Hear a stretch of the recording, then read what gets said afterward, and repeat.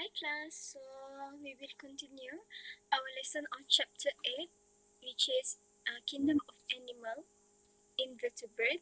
But this week we will learn on another 3 phylum in Kingdom Animalia, which are Rotifera, Phylum Nemertea, and also Phylum of Nematodes. So, Phylum Rotifera, they got their name from the rotating actions of their ciliated crown, as you can see in figure B here. They have a ring of cilia, this one, around the mouth that will rotate like a wheel to bring in the food and also help member of Phylum Rotifera in swimming. So, a member of Phylum Rotifera, or known as a rotifer, are among the less familiar invertebrate that can be found in freshwater and also in marine habitats. They are very tiny, multicellular, and transparent aquatic animal. So the shapes of the rotifer are bilateral. They are cephalized and also pseudocoelomate animals, meaning to say they have a false coelomate. So this is how does it look like. It have a crowns of cilia over here that help them to that will rotate to take in the food and also help them to swim.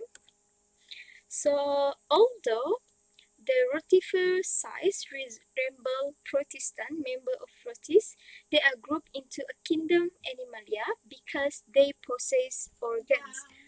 So structurally, they are less than 1 millimeter long, but they are remarkably complex, possessing so many organs in such a very little body in their pseudocoelom.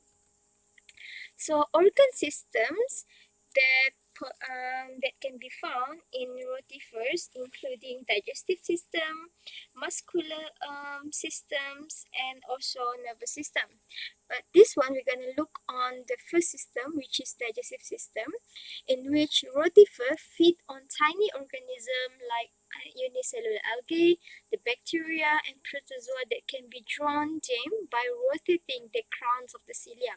So their muscular organs, which is called as a mastec, as you can see over here, yellow in color, behind the pharynx is used to chop the food. So rotifer also have 2 toes here to attach themselves to substrate during the feeding time. So near to their feet, there is a gland that will later secrete cementing substance for their toes. And also, the nervous systems of rotifers composed of anterior ganglia and also 2 long nerve cords. The nerve cluster in the head will help them to integrate the body activities. So certain rotifers have a very light sensitive eye spot. So for male rotifer, they are unknown in many species because they form occasionally and they are dwarfed in size, very small and very short life. However, females are very well known and produce diploid egg that will become a diploid females. So only some can produce a haploid egg that will develop directly into haploid males. If the haploid eggs are fertilized by the male, okay, which is a very short life and small in size, it will also later develop into a female.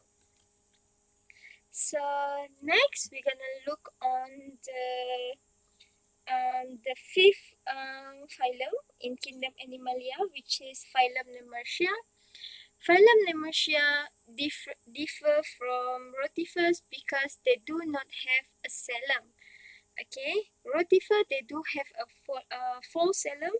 However, Nemertea they do not have a coelom at all. So they are called as a coelomate animals.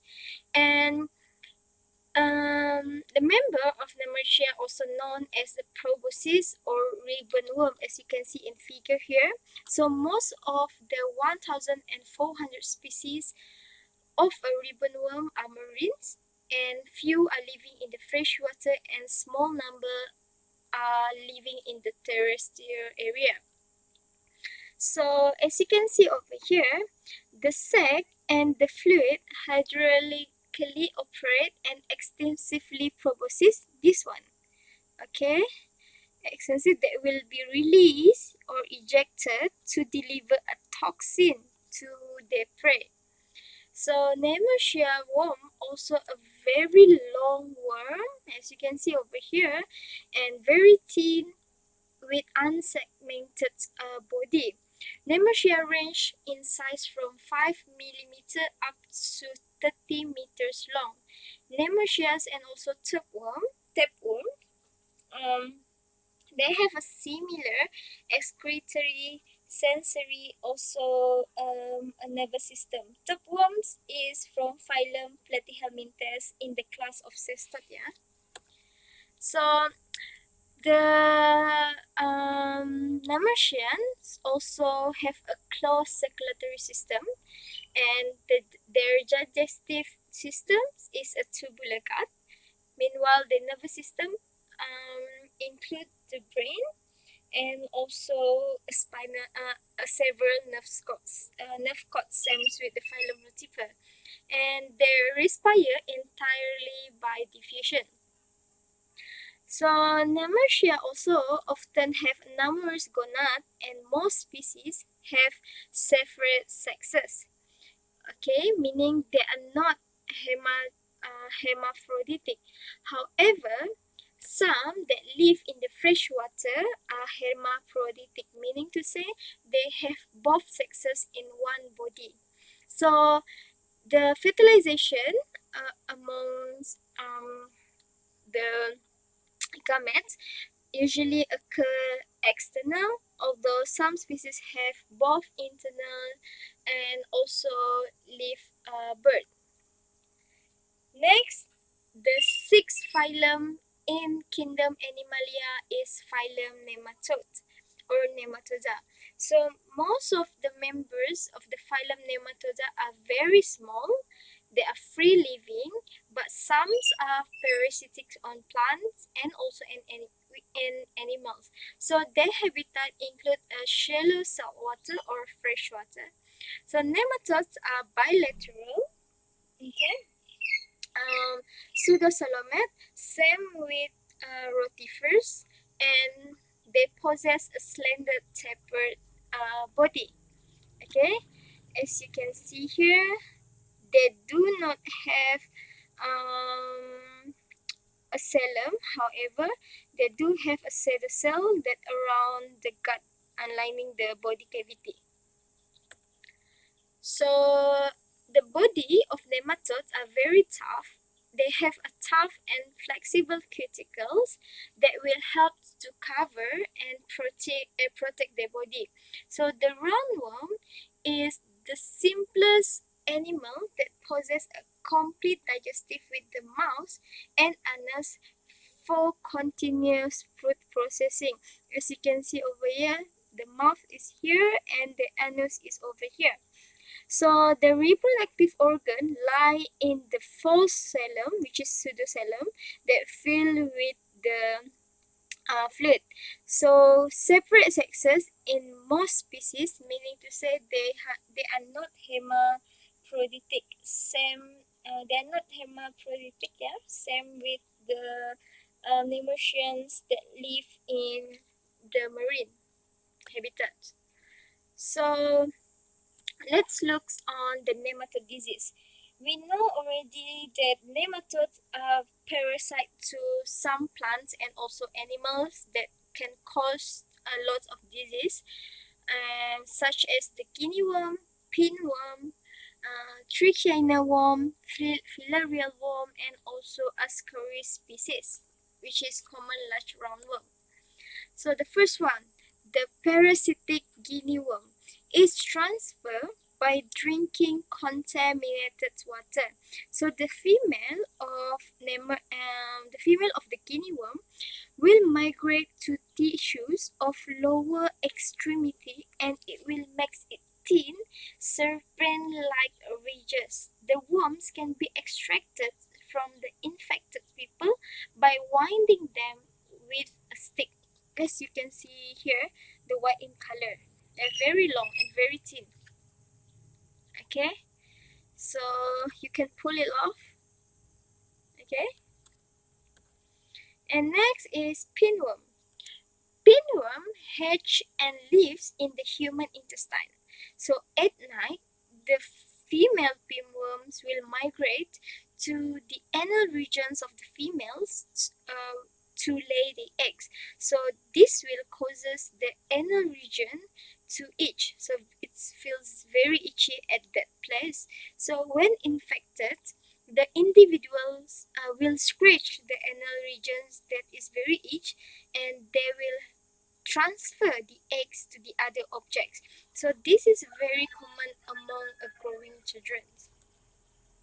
Okay, it's very small and short.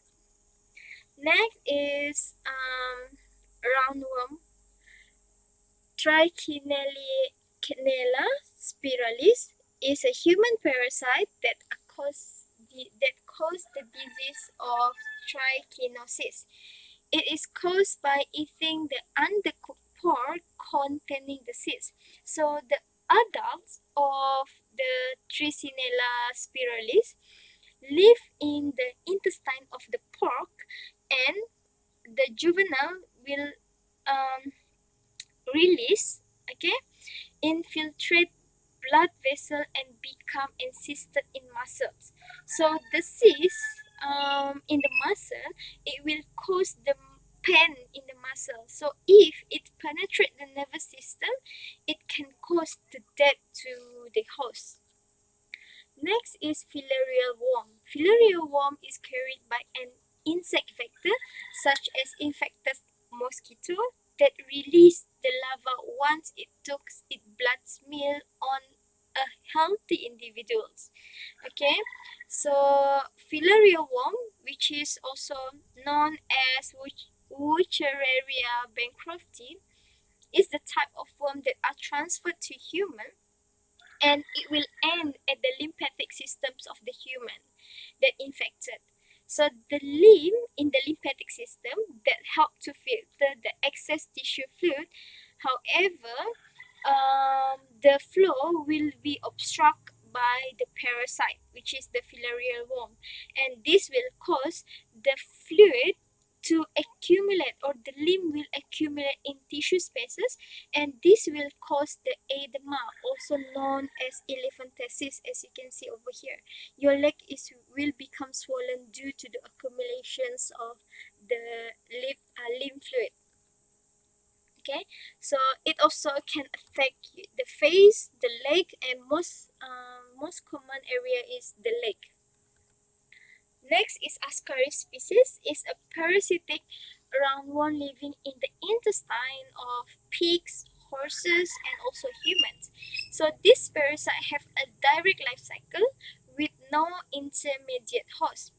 The adult parasite of Ascaris live in the lumen of small intestines of human. So to grow into adult form in the intestine, they must undergo a migration through the body of the horse from the intestine. Okay, they will go to some places. So they will penetrate your intestine wall. They will enter the portal bloodstream, which is your blood vessel, and then they will migrate to the whole body before ending at your throat. Okay, and at the throat, where they will be swallowed by the host, and finally ending up in the small intestine, where they will mature and mating to complete the life cycle. Okay, so I think that's all for today, class. Thank you.